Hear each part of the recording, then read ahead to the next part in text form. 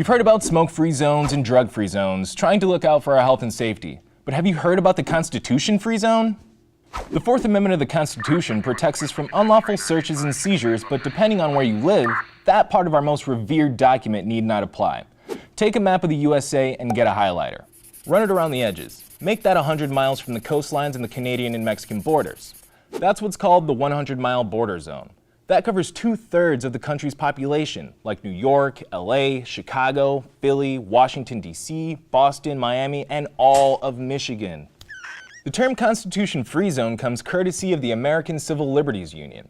At the ports of entry, Sault Ste. Marie, Port Huron, Detroit, the folks with the U.S. Customs and Border Protection don't need a warrant to search you and your stuff. Well, okay, that's Constitution-free, I get that. That's right there on the border. But when I'm cruising to Meyer and Ypsilanti, lately, reports are coming in where federal cops are getting on buses and trains, checking out faces. Certain kinds of faces, like this guy. My name is Jeffrey Nolish, and I was racially profiled on Amtrak. 2 border agents got on the train in Dearborn. Jeffrey Nolish took a picture. I'd never seen that before. I've been on the train since I was 14 years old. They asked me a series of questions, and they only asked me. I was frustrated. I felt angry. I felt dehumanized. They sought me out because of the color of my skin, and it was wrong.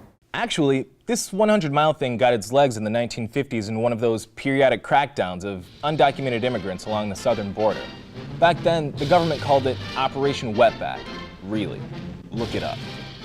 Then there were a lot fewer border cops to go around. Now, there are more than 50,000 of them nationwide. The ACLU of Michigan and the Michigan Immigrant Rights Center recently sued the government looking for more information. How many stops? How many searches, seizures, and arrests have been made away from borders? Executed, they say, without reasonable cause. We're still waiting to hear.